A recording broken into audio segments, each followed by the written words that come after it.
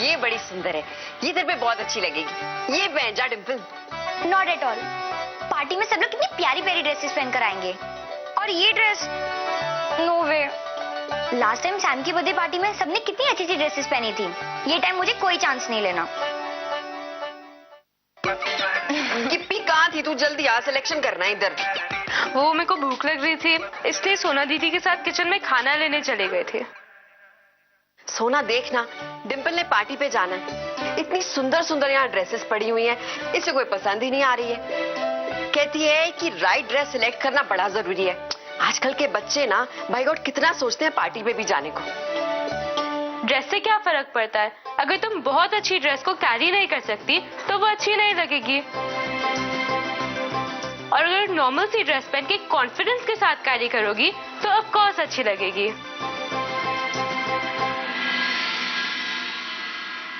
डिम्पल, जरा दिखाना। ये जो तुमने पहना है डिम्पल, ये भी बहुत अच्छा लग रहा है। ये पहन के चली जाओ। चाची, अरे मजाक कर रहे थे। तुम दोनों बहुत प्यारी बच्चियां हो। और डिम्पल, तुम्हें बस थोड़े से आत्मविश्वास की जरूरत है। अच्छा ये तो बताओ, पार्टी कब है? क्यों गिप्पी? पार्टी है 10 मई को, और आप लोग भी जरूर आना। पक्का आएंगे, है ना?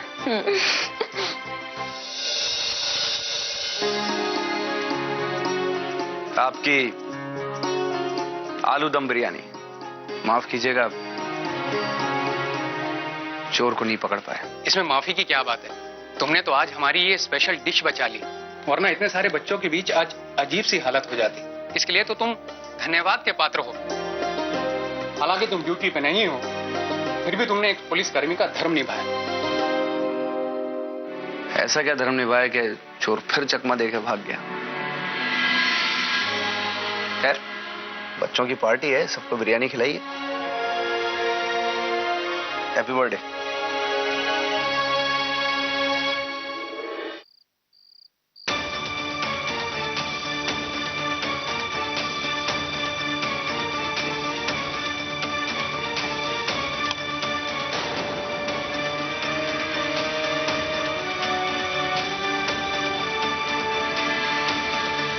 चलो अच्छा हुआ इन्होंने अपना फौजी दिमाग ना लगाकर इलाहाबादी दिमाग लगाया। किराने वाले को जैसे तैसे समझा दिया, और ये गेहूं मिल गया हम लोगों को। और ना बताओ, इतने से गेहूं के लिए हमें कटरा बाजार तक जाना पड़ता, हमारा टाइम खराब होता। अच्छा सुना, दादी पहुंच गई ठीक से? कोई फोन वोन आया? तबीयत ठीक है उनकी? अरे दीदी, हम क्या बताएं आपको, आजकल दादी को कुछ भी होता है, मतलब कभी भी कुछ भी बोलने लगती है। आज की बात लीजिए, आज हमें जरा सी उल्टी होने लगी और दादी को लगा हम मां बनने वाले हैं। चलो आओ।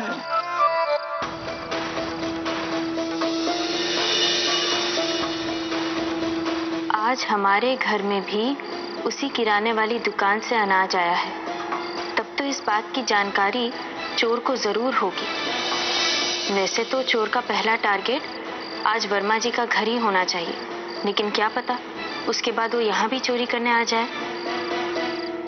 हमें सतर्क रहना होगा, कुछ तो करना होगा जिससे चोर कोई सुराग छोड़ जाए और उससे हम उस तक पहुंच जाए।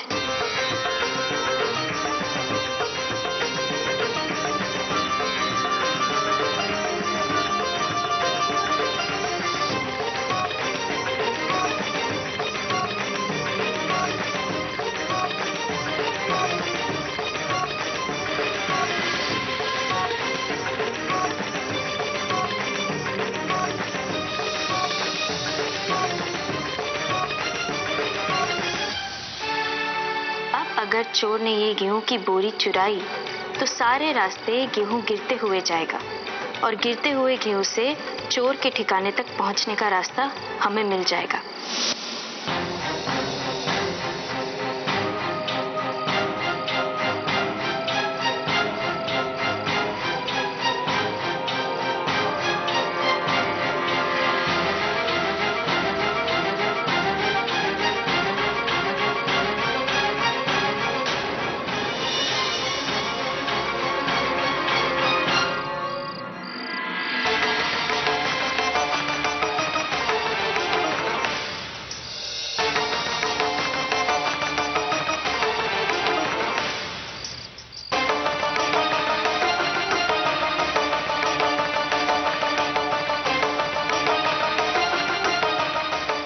इसका मतलब आज मिसेस वर्मा के घर में या तो चोरी हुई ही नहीं है या फिर चोर फिर से इनके हाथ से निकल गया। जो भी हो, लेकिन अब हमें इस गेहूं से बने सुराग के पीछे जाना चाहिए, जिससे हम सीधे चोर के ठिकाने पर पहुंच जाएं।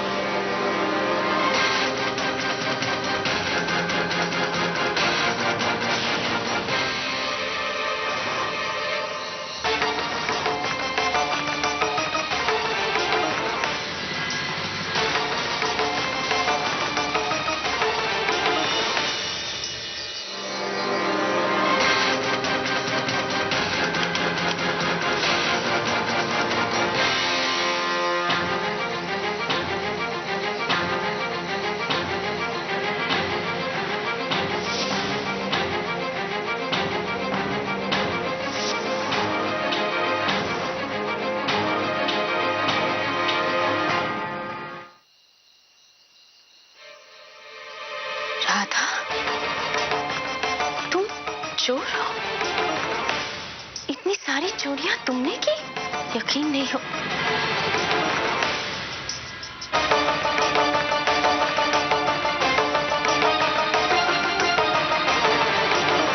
आखिरकार चोर बेनकाब हो ही गया। चोरियां कर करके तुमने पूरे मोहल्ले को परेशान कर दिया था, लेकिन अब बस सब खत्म। अब तुम्हें तुम्हारे किए की सजा भुगतनी पड़ेगी। चलो हमारे साथ पुलिस स्टेशन। हम पर दया कीजिए, हमें पुलिस स्टेशन मत लेकर जाइए मैडम जी। क्यों ना ले जाए? और किस मुंह से तुम हमें कह रही हो कि हमें तुम पर दया खानी चाहिए? तुमने जो किया है उसकी सजा तुम्हें मिलेगी। तुम्हें अंदाजा भी है तुम्हारी वजह से पूरे मोहल्ले वालों की जिंदगी में कितनी परेशानियां खड़ी हो गई, और तुम्हारी वजह से, तुम्हारे करतूतों की वजह से हमारे पति को नौकरी से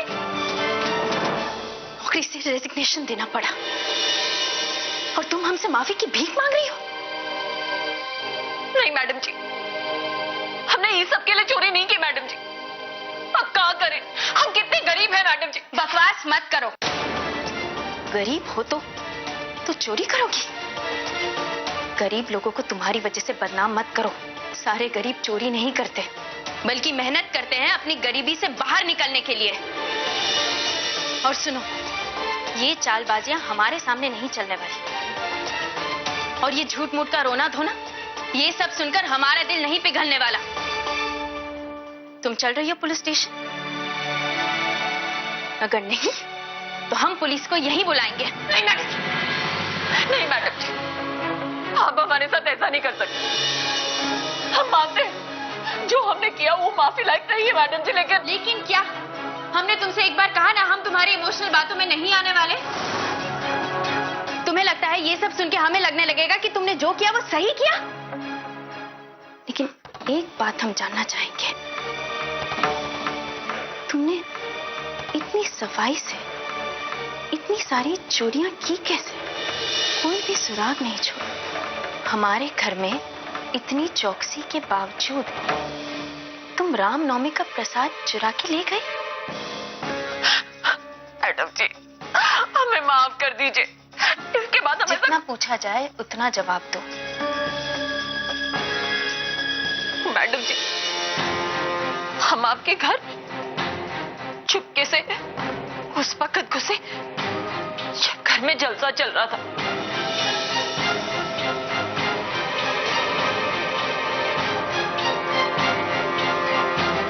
फिर हमने सोचा कि पता लगाते हैं कि क्या चल रहा है। हमको फंसाने के वास्ते कोई चाल तो नहीं बिछाया। जब हम आपके कमरे के बाहर पहुंचे, हमने कन्हैया साहब को आप लोगों से बात करते हुए सुना कि उन्होंने सारे घर में वो चोरी वाला कैमरा फिट कर दिया है और इसी वजह से प्रसाद रसोई घर से हटाकर किसी और कमरे में रख दिया। अगर चोर का चेहरा वो कैमरे में आ जाता, मैडम जी, हम तो 1 मिनट के लिए हकबका ही गए थे। लेकिन मैडम जी, जब बहुत सोचे तो एक ही बात दिमाग में आई कि अब एक ही उपाय है प्रसाद चुराने का। घर की बिजली बंद कर देंगे। बिजली बंद होते ही सब हक्का बक्का हो जाएंगे, इधर उधर भागेंगे, चिल्लम चाली होगी और हम प्रसाद चुरा के भाग जाएंगे। फिर मैडम जी, हम वहां से ही बाहर भागे जहां से अंदर गए थे। लेकिन मिसेस वर्मा, तुमने वहां चोरी नहीं की? गए थे ना मैडम जी, किसने कहा नहीं गए थे? अरे वहां से तो हमने खाना भी चुरा लिया था, लेकिन वो वर्मा जी की बीबी चाय चाय करने लगी और कन्हैया साहब को चौकस कर दिया और वो हमारे पीछे पड़ गए। बस मैडम जी, उस सेकंड तो लगा कि अब तो रंगे हाथों पकड़े ही गए। लेकिन भला हो भगवान का, मैडम जी, रास्ते में एक ऑटो वाला आ गया। हम दौड़ के लग गए हमसे उस ऑटो में। चलो चलो भैया, भगाओ रिक्शा। बस मैडम जी, ऑटो में बैठकर एक चैन की सांस ली ही थी और बड़े खुश थे हम तो कि आप लोगों को चकमा देकर भागे और पकड़े नहीं जाएंगे। लेकिन तभी मैडम जी, वो दम आलू की बिरयानी में हमने वो चीप देखा। 1 सेकंड के लिए तो हमारी सांस थम गई। बस हमें लगा अब तो पकड़े गए। क्या करते? अरे ऑटो वाले को कहा, अरे रिक्शा रोको रोको। बस मैडम जी, वो पैकेट नहीं छोड़ के हम तो वहां से भागे। इतना सब कुछ हो जाने के बावजूद तुम चोरी करने हमारे घर भी आई?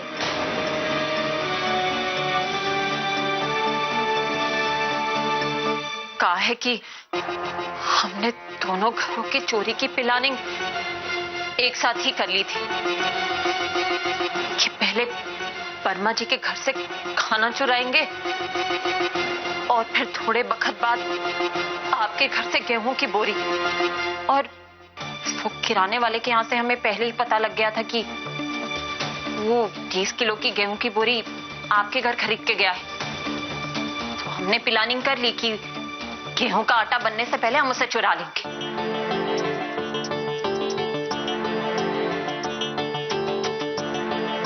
बहुत चालाक निकली तुम।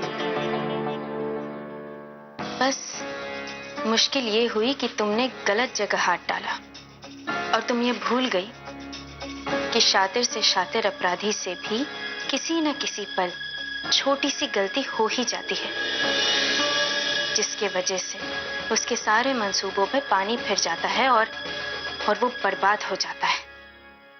देखिए मैडम जी, हमने आपको सारी सच्चाई खुल के बता दी है। कम से कम आप तो हम पे रहम खाइए। 1 मिनट, हमने तुमसे ये कब कहा कि तुम हमें सब कुछ बता दोगी तो हम तुम्हें माफ कर देंगे? सजा तो तुम्हें मिलेगी, बस हम ये जानना चाहते थे कि तुमने इतने शातिर कारनामे किए कैसे। पर अब बस, अब जो भी कहना सुना है पुलिस स्टेशन में करना। चलो पुलिस स्टेशन। चलो पुलिस नहीं मैडम जी, चलो हमें माफ कर दीजिए मैडम। हम आपके पैर पड़ते हैं मैडम जी, हमें पुलिस के पास नहीं जाना। नहीं मैडम, चलो हमारे साथ पुलिस स्टेशन जाना मैडम जी। चलो हमारे साथ। अम्मा,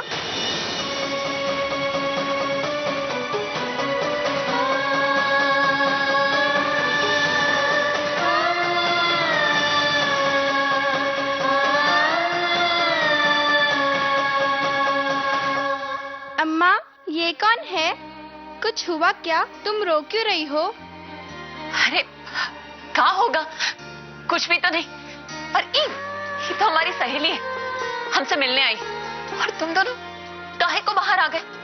अब तक तो जाकर सो जाना था ना बेटा। नींद नहीं आ रही थी, आप भी चलो ना साथ में। बेटा तुम जाकर सो जाओ, हम अभी आते हैं। नहीं, मुन्ने को अंदर ले जाओ, बस अम्मा अभी है। जा बेटा।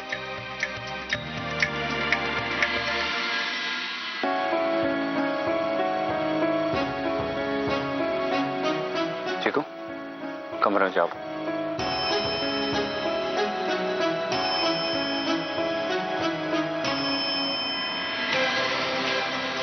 बच्चे हैं तुम्हारे, क्या सिखाओगे उन्हें? चोरी करना? तुमने ये भी नहीं सोचा कि जब उन्हें पता चलेगा तो वो क्या सोचेंगे, क्या बीतेगी उन पर जब उन्हें पता चलेगा कि उनकी माँ एक चोर है?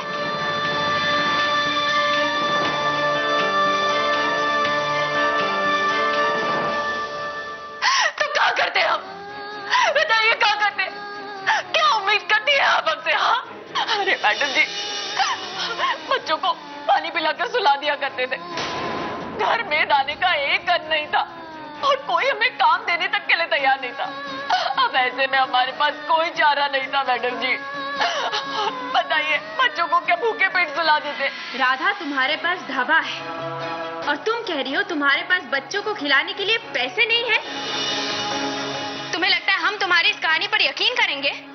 नहीं मैडम जी, हम झूठ नहीं बोल रहे हैं, हम सच बोल रहे हैं मैडम जी। जिस दावे की आप बात कर रही है उसे चलाने के लिए हमने इतना बड़ा कर्जा लिया और मैडम जी जो 2 पैसे की कमाई हो जाती है वो कर्जा चुकाने में ही निकल जाती है। हमने तो सोचा था कि ढाबे से बच्चों का पेट पल जाएगा, लेकिन जब इंसान की किस्मत ही इतनी खराब हो तो कोई क्या कर सकता है मैडम जी?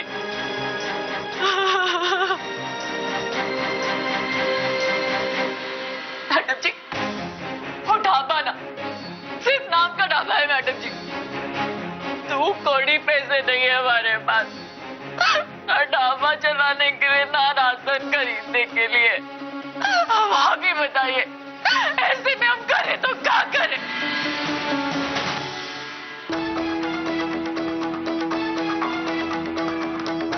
इधर भी नहीं है सोना जी, कमरे में तो नहीं।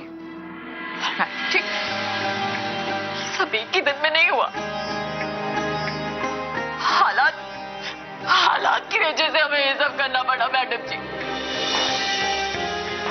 हमारा मर्द एक मिल में काम किया करता था मैडम जी और हम घर में चूल्हा चौका संभाला करते थे। किस्मत नहीं धोखा दे दिया मैडम जी। एक दिन काम पर उनका एक्सीडेंट हो गया और मैडम जी वो जिंदगी भर के लिए सरकारी अस्पताल के बेड पर पड़ गए।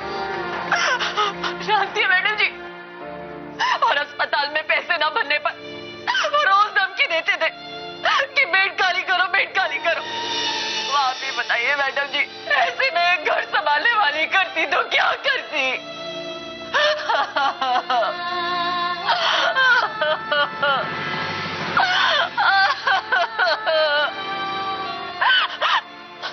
मैडम जी आप ही बताइए, बाहर जाके काम करते तो क्या काम करते, बच्चों को अकेले छोड़कर कैसे जाते, और फिर मर्द की दवाई का खर्चा वो कहां से जुटाते? ढाबा खोला वो भी नहीं चला और सारी जमा पूछी अब कर्ज हो गई मैडम जी। ऐसे में हमारे लिए चोरी करने के सिवा और कोई चारा नहीं था। और मैडम जी हमें राशन की जरूरत होती है, वो राशन कहाँ से लाते हम, बच्चों को कैसे पालते? तो बस मैडम जी हम रात में राशन चुराते थे और दिन में गिने आए ग्राहकों को खाना बनाकर खिलाते थे। आप ही बताइए मैडम जी, एक घर की औरत खाना बनाने के सिवाय और क्या करे? हमने जो कुछ भी किया ना वो सिर्फ अपने बच्चों की खातिर किया मैडम जी। ताकि वो चैन की नींद सो सके।